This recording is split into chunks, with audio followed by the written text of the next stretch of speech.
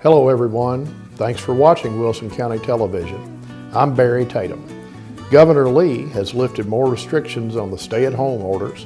What are they, and how do they affect us here in Wilson County? We'll get all the details from Mayor Randall Hutto next on Talking with Tatum.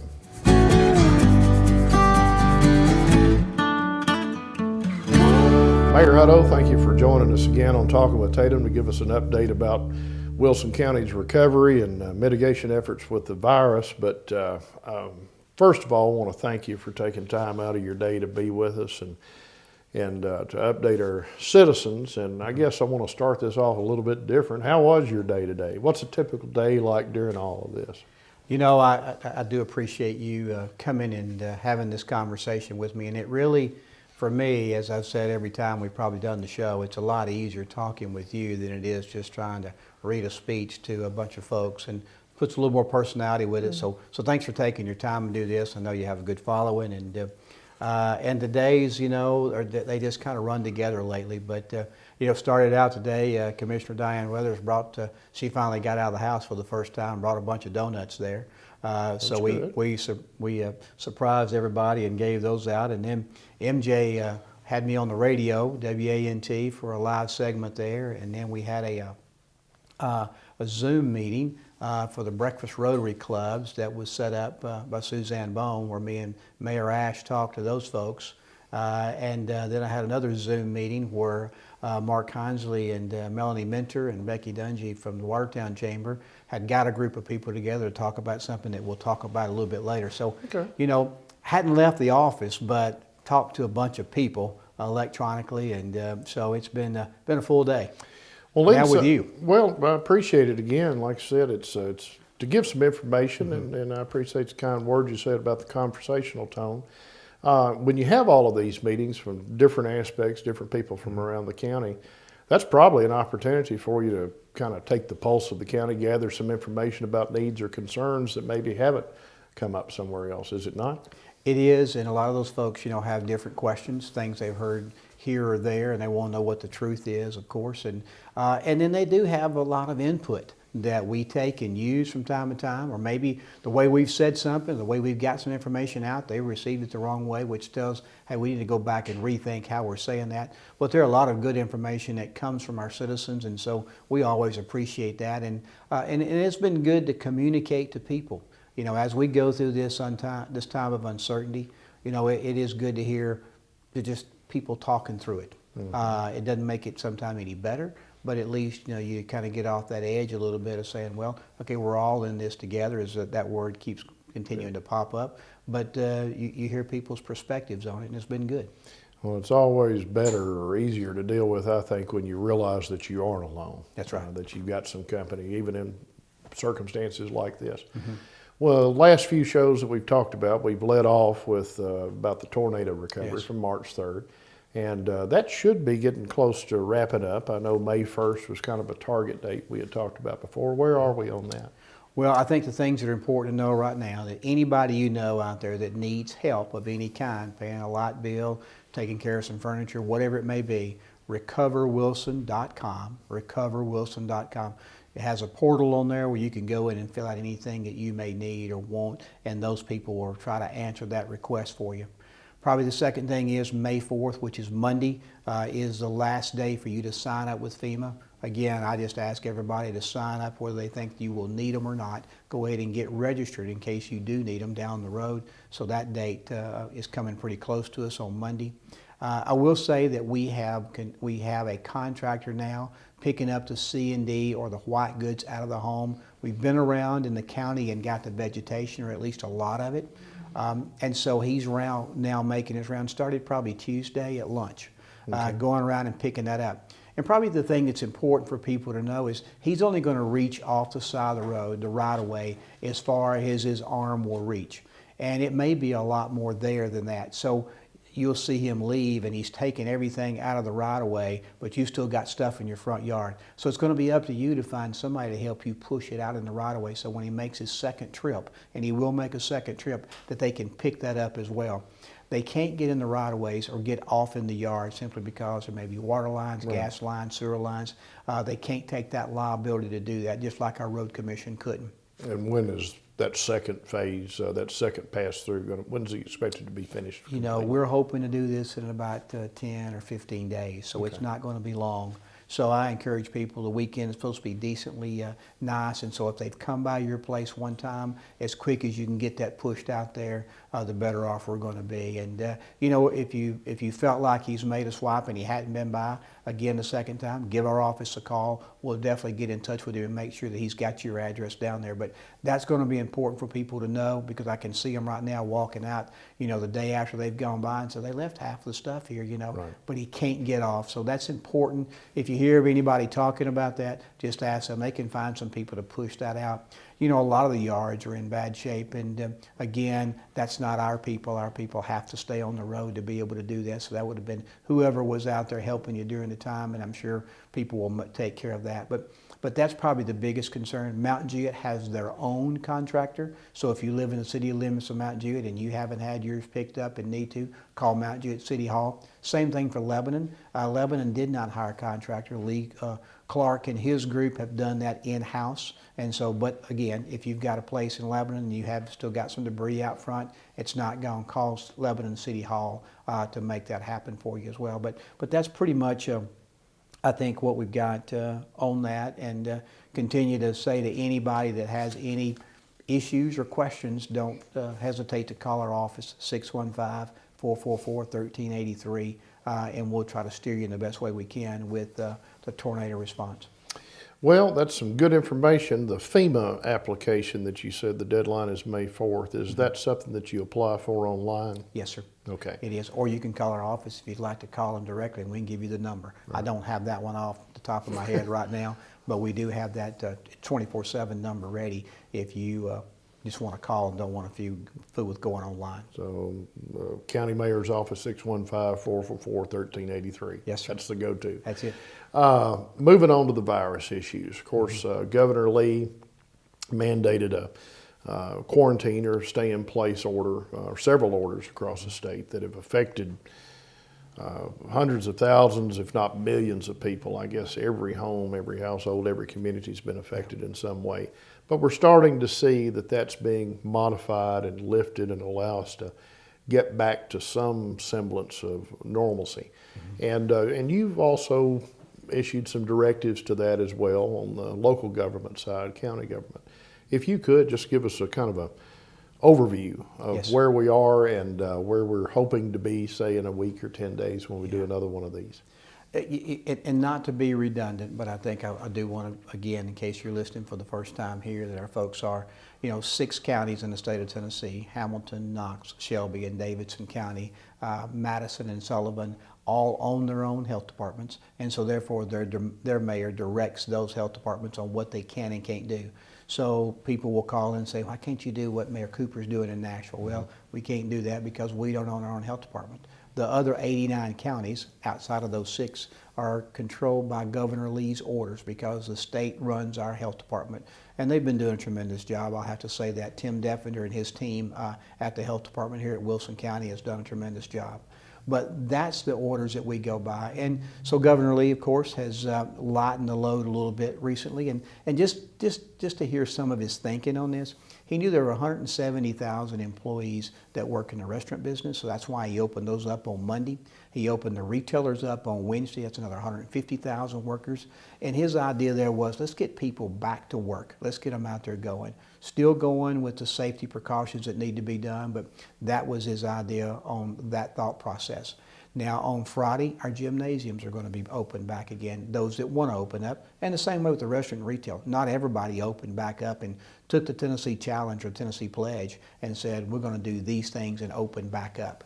So the gyms, the thought process simply was this, you know, hey, people had come to him and said, I want to be fit and healthy if I get the virus so I can fight it off. You know, mentally, I need to work off some energy here. You know, can we not go back to the gym? So I think he felt like that was a good health initiative to put people back there.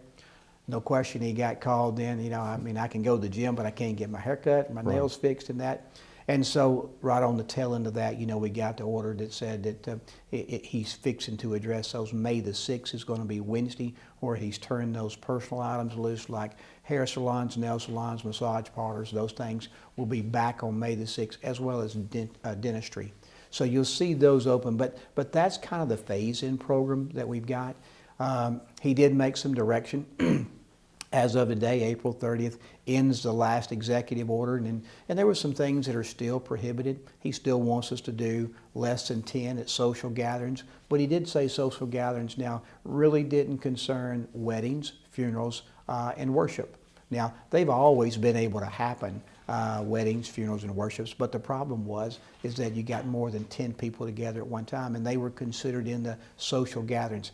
He's taken that out, but he still asks, hey, if you can keep these 10, keep it less than 10, that's really what we want you to do. So churches, if you can still worship online or in your cars or whatever you do, that's really what we kind of want you to do. So that's been the thought process of getting people back, out and going and getting them back in the economy. We are hearing lots of things, of course. Before I came over here, I had heard a rumor that California was shutting things back down. I'd heard that, they were going to do some different things about schools next year. And I know that you guys may have Dr. Wright and Mr. Benson on here at some point to talk about that. But we had heard maybe 6 feet apart at the desk and eat lunch in your own classroom. And so there's still lots to be determined out there, but we are gradually working our way back that way. Well, as far as the county offices, the things that you're directly responsible for as the executive for the county. Yes. You mandated some directives there about the county offices and somewhat about the courts. Mm-hmm. And you've left a lot of that to the discretion of the elected officials for those various offices. But where are we on county buildings opening up, and what are your expectations for the public you would like to see happen when the county offices do open back up to the public? Okay, your place, your house, the judicial center, where the jail is, where the jail's at, and in the judicial center where the old church used to be, of course, where we have some courts there as well with Judge Hagan and Judge right. Kane and Judge Chancellor Smith and Judge Byrd. There we go, getting all of them there. Those we really left back to the Supreme Court order. And let you guys, I know y'all have come up with a plan, and so we support your plan, and we'll be doing whatever we can to help you take care of that. We're along the same lines at the courthouse. We will start May 4th with taking people by appointment only. We still want you to use a lockbox out front. We still want you to go online and take care of all your services that you can. The extension for the vehicle registration, and that is still pushed out to June 18th. So we want you to do that if you can. If you need to see somebody in person next week, starting next week, just call that office and set up an appointment, and they'll come out and meet you outside or bring you inside. We're going to look every week at how we're doing business up there and how things are going in our community. And so the following week, we may open back up to the public, or it may be the next week, or it may be the 1st of June. But we are set up on the inside right now to be able to take people back in. We have put some movie ropes outside to kind of stage people at 6 foot apart. We put some plexiglass up at the offices there. Joey Cooper, Director of WEMA, has brought by some touchless thermometers, so every office has one of those, and we're able to take our employees' temperatures when they come in. If it's 100.4 or less, hey, they're good to go. If it's more than that, we won't mandate that they go somewhere, but we'll probably suggest, hey, why don't you go to the health department? You can get screened over there for free, just to make sure you're on the safe side. Take care of yourself, take care of our employees, take care of our customers coming in. So we'll do that. They've got masks, they've got gloves if they need them.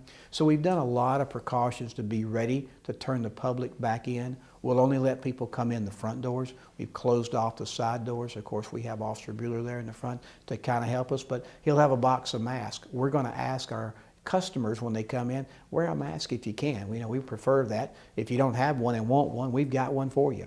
So we're going to try to do our best to be precaution. And I do want to say this. I thought it was a tremendous idea. I passed it along to the governor's office, and they didn't have a briefing today because Governor Lee was at the White House for that briefing, but I think they'll have one tomorrow. But I think our chambers have done a tremendous job here with an idea they've come up with, and that's Lebanon and Wilson County Chamber, Melanie Mentor, Mark Hinsley with Mountain Juiett Chamber, and Becky Dungy with the Watertown Chamber.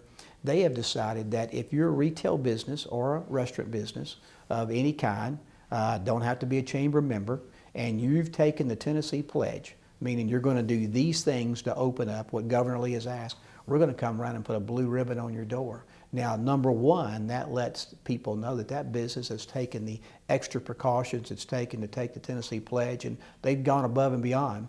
And then it also tells the customers as they're driving around the square or wherever they're at, hey, they got a blue ribbon, so we know they know what to be doing. Now, hopefully they're doing it. We're not saying that they are doing it for sure to the T. We all are imperfect, of course, but they will be there letting people know that, hey, that's probably a good place to go eat. They're taking the Tennessee Pledge and they're doing things right. And so I appreciate our chambers for doing that. You know, and so if you're out there today, they're going to try to be proactive with their ambassadors and get out to as many as they can. But we just ask our businesses, if you've taken the Tennessee Pledge, you know, call the local chamber, the closest one, don't have to be a member, and say, hey, come up and put a blue ribbon, check us out. And they'll go out there with a checklist and say, hey, well, tell us what you're doing. Mm-hmm. And so that business owner will kind of go through what they're doing, and they'll look at that checklist. They're not there as a judge, of course. They're just there to be of support and help and say, well, did you know about this or this? Maybe you might want to do that too. So they're not there to get on anybody, but definitely just to honor the people by putting the blue ribbon there. Give them some recognition for taking it seriously. Yes. And trying to protect the public. Mm-hmm. Yes. That's a fantastic idea. I didn't know it was available to non-chamber members. Mm-hmm. So anybody who's watching, wherever you trade, whatever Yes. kind of business it is, whether it's a restaurant or a retail store, if you own one or have family who owns one or somebody who works there, make sure that they contact their local chamber to say, hey, you know, we're trying to do the things the right way, and we'd like to get a blue ribbon on our door to kind of signify that. You know, Awesome. and we passed it along to the governor's office because in our meetings recently with the city and county mayors, you know, we've talked about that. Okay, the governor's got this out there. Who's going to govern that? Is it required? Is it mandatory? Well, no, it's not required. It's not mandatory, but we hope people take the challenge. So then we said, okay, so who's going to judge what's going on? And so that's where our chamber said, hey, let's do this. So I'm hoping that our chambers become a catalyst for the rest of the state, and people start doing that. And, you know, it may last 30 days. It may last 60 days. Who knows? But at least you're doing, you know, they wanted to be a part. They've called ever since we've had this problem start and said, we want to be a part. We know we're not government, but we're here to help our community. And so I applaud them for that. Well, it'll be interesting to see what the governor's office does with that idea Yes. that's come along. We talked before we move on to about the fiscal impact. Mm-hmm. You were meeting with other governmental representatives, state representatives, from all over the state. Mm-hmm. And I guess we'd call that the COVID-19 task force. Yes. If you had. And you had folks here locally that you're working with. Are y'all still meeting as frequently, or? We're not meeting as much, or we haven't met this week. Before this week we've met, and it was the County Board of Health, and we added the police chiefs and the chambers and the mayors and a few other folks to be around the table. Tenova Hospital Chairman, Vanderbilt Wilson, CEO Jay Hinsley. Right. And then we added a couple of other people that have been locally here to kind of help us out. And we sat around and talk about, you know, where are we at, where are we going? And so that group has really been very vocal about some things that we could be doing, things that they've heard somewhere else, but definitely a sounding board. And so we didn't exclude anybody from being on that, but as time has gone on, we decided this week, okay, let's wait and meet next week. There's still a ton of information being passed on out there, but that group has been a good group because it really has a good arm out there for our folks. And, you know, as we go back and look, and when you talk about the information, if anybody wants good information, I encourage them to go to wilsoncountytn.com, wilsoncountytn.com. That's our website. And so we put through our office there, Susan Shaw, Sarah Davenport, Brooke Driver, they have done a tremendous job of putting some things on there. We have a dashboard for COVID-19, so you could look on there right now and see every day how many new cases were added, you know, because we're wanting that to kind of plane off, you know, and go away. And so we've had a couple of spikes. One, we had a spike back April 16th and 17th where we had a facility here that got quite a few people, or a few people that had that. And then recently, Sunday, we had 34 new cases, and then Monday, 13. Before that, it's a onesie and twosie type deal, and you say, well, where do those numbers come from? Well, a week ago Saturday, we tested 275 people at that free testing site here at the health department. That rest of that week, he tested 343 more. And so those numbers is what produced that Saturday and Sunday deal. Took a week to get those numbers back. There's going to be some testing being done in the Gallatin this Sunday at Gallatin High School, 9 to 12. You can go if you'd like to drive up. But right now we're not doing it because the health department has done such a great job of publicizing. If you feel right now that you've got that you want to be tested, you just want to know. Don't have to have a symptom. You can call 444-5325. That's the health department's number, and say, hey, I'd like to come over and get tested. They'll get some information from you. They'll line up an appointment for you. You drive up in the front, never get out of your car. They'll test you, send you on your way, and let you know in 72 hours, if you've got it or not. He's already done 243 this week so far as of this morning. So they're That's doing 3 quite days a in few. the week. We're taping this on a Thursday afternoon. Yeah. So. Yeah, so it's really done a good job with that, and so I encourage people, when in doubt, get tested. If you want to do that, go over there or call over there. You don't have to get out of your car. So that's one good thing that the task force had been very good about supporting. Our police chiefs, they continue to support us out there. If we have a business that maybe needs some help or some guidance or some groups that are meeting, they've been a large part of being an armed force there. Our sheriff has done the same thing. And so that it's been good to get that group together. But as we go forward, we probably will meet a little bit less than what we've had recently.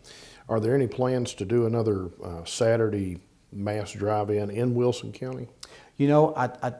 I think as long as they do the numbers they're doing during the week right now, that we probably won't do another one here. But the state is guiding that, and so when they decide to let us have those a testing site here, I think Tim Definer and his team is ready to go. They'll enlist a lot of people to help them, and they'll probably go over to the Ag Center and do 3 different stations over there, so we won't do like we did the last time. We were overwhelmed. We had 275. I told you that we tested that day. We had 150 we turned away. So we'll be better prepared the next time. Any plans about perhaps doing a site in Lebanon and simultaneously or within the same window of time doing a site in West End of County where most of the population lives? Well, as of now, but there is a pharmacy down there beside Jason's Deli, the walk-in clinic, the Vanderbilt walk-in clinic. They test right now just as well. You can go in there. 1616 West Main also is a testing site. You may have to have some preliminary stuff to be able to go there, and it may cost there. This free testing site here would, that's probably to me, that's your best bet, a best place to go. Would you have 2 free testing sites in the same day? I don't think so. I noticed, the state in these other counties have just put them in one place. Rutherford County this weekend as well will have one. I don't know the location there. And then one in Sumner County, which is Gallatin High School. They did one in Williamson County last weekend at the Ag Center. So they're not putting multiple sites, but definitely one, and doing a good job of publicity. But again, that's where people can call your office at 444-1383 and get that information, or probably on tn.gov. Yes. All right. Fiscal impact. We touched about this, and of course, when you're dealing with an illness, when you're dealing with a loss through a tornado of your home, and that really hits close to home. That's personal. But another impact that we're all having, besides the social distancing and is the unemployment numbers and the lack of sales tax revenue. We don't have a good fix on that right now. News came out, I believe, this morning that an additional 3.5 million unemployment claims were filed across the nation, which is approaching, I think, 20% unemployment. Are Tennessee's numbers in that range as well, 20%, 18% unemployment? I believe so, Judge. I don't know the exact number on that, but I do think that is going to be a factor as we go forward. We what we've asked our county people to do is to turn in a status quo budget. As a matter of fact, tomorrow is our deadline to get that into us. Our budget committee will review that this coming week, and hopefully we get one passed by June 30th. And simply what that means is that gives us a baseline. This is what we said that, hey, your expenditures are going to be, and that we plan to let you have coming in next year as we go to 2021. And then over the next 3 months, we'll sit back and say, okay, what are sales tax numbers looking like? What is business tax looking like? And every other revenue that we get coming in, hotel, motel tax. So we'll look at those and we'll just monitor them. And then when it comes August, if we need to amend that budget, we should be able to do a decent job of amending it at that time. We felt like we needed a baseline, and that's what the state had asked us to do, is turn the budget in, but then monitor the revenues. And so we'll do that going forward. We've looked at sales tax, we've looked at hotel motel tax for the numbers of March, hasn't been terrible. But we don't know going forward what that's going to be. Building permits and stuff have still been pretty decent. But we know as we talk, and I think you hit it nail on the head, a lot of people have been out of work. And I don't think they'll all go back at one time. And so that is going to mean some economic downturn somewhere, somehow for us. Right. I don't know if that means delinquent taxes, foreclosures. I'm not really for sure how that affects us, but we'll have to be ready for that going forward. You know, it's been negative and positive. We sat on conversations with mayors, and I was on one other day that was a financial group that got together and talked with the upper counties in the Middle Tennessee area, and listened to the Triumphsville County mayor talk.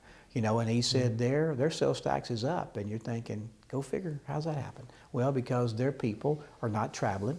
They're not coming to Wilson County and Davidson County to eat. Right. They're eating at home. They're buying more in a grocery store. And so therefore, since they've had to shop more at home, it's been an impact for them. And so probably some of the rural areas may get a little gain out of this. We said, hey, we might have some gains just because we've had the tornado here. And we know that because of the tornadoes, we've had people, adjusters, insurance adjusters, living in our hotels, construction people living in the hotels. And so that's been a pretty good boost for us, and even though it's a negative thing. So I think it will take us a while to find out economically where we are. We've just got to be very fiscally conservative, making sure that we're not overextending ourselves, and really play it conservative so that, hey, if we do get towards March, April, and we're doing pretty good, and there are some reserves, and we do need to take care of some needs, we can. But we need to get there with that extra, then have to get there without it. And so I think that's what you're going to see us do over the next several months. And I think probably the biggest answer, or the biggest answer to your question for me is that it's not going to be okay in a couple of months. We know we're going to be okay. I think it's going to take a little while to know. Well, it's one thing I've noticed is it seems to have created a lot of concern or maybe even uncertainty about this virus. It's something that you can't see, and it's hard to. It's not like a wasp, that you can see flying towards you, but it's a threat and it's a risk, and there may be what we call a new normal that we all have to adjust to. As we wrap up here in the last few minutes, we covered a lot of ground. We always do, and again, thank you for being such a wealth of information and recognizing your staff and your office there. I know that you're very capable, but they have certainly given you a lot of information, and it's in good hands. But how well you do is also a reflection of how effective they are, the ladies and gentlemen in your office. I want to applaud the people. Well, we bragged on the chambers today, but there are a lot of players that have been on the front lines here helping one another. I think everybody has been on point, from the police chiefs to the sheriff to, WEMA, of course. They've got multiple people there, so there are a lot of factors there. But even our regular citizens that have taken the time to help one another. And I think, going forward, I guess for me is that as we talk to these groups that you told me about, that we talked about earlier about Zoom and seeing all these different people, there are a lot of people that are concerned, but there are a lot of people that's got their eyes and ears on trying to help their neighbor out. And that's probably been the shining star for me as we talk to people and they say, hey, I'm helping so-and-so and I'm doing that. There is some doom and gloom, but you can see that they're out there fighting on the front line, trying to help their fellow man out. And to me, that's been a good thing. It's going to take a while. We closed the show out the last time. There's miles before we sleep, and you know, and I do think that's right. But I do believe that people want to help one another here in our county, and there's nobody that's fighting one another here. They're saying, you know, what can I do? And I've been watching a new show since I've had some time at home. And they call it New Amsterdam, and so I guess maybe I got a commercial for New Amsterdam tonight, but or today. But you know, the doctor on there changes the he changes the culture of the hospital, and he starts out as he takes over, and he said, "How can I help you?" And that becomes the theme of the whole show. You know, that if we reach out and talk to our neighbor and say, "How can I help you?" Yeah. That makes a difference. And when everybody's doing that, you know, we're going to be okay. For us, as we talk about getting information out, I love that we have Wilson County Television and are able to do that. And I appreciate you helping me get through these broadcasts by just making it personal, you know, and giving us some things to think about. And you're always good to bring out to the things that need to be talked about. So I appreciate that. Well, Mayor, thank you for the kind words. And of course, none of this would be possible without the county support. And Teresa Bush, who I like to call the executive producer of our show, Yes. and makes it look so good. I consider myself to be the small link in the chain on this. But thank you again, and we'll touch base next week. Hopefully continue to have some positive information and hear about maybe some other businesses opening up, and maybe we'll get a better focus on that silver lining on those dark clouds. Yes, sir. All right.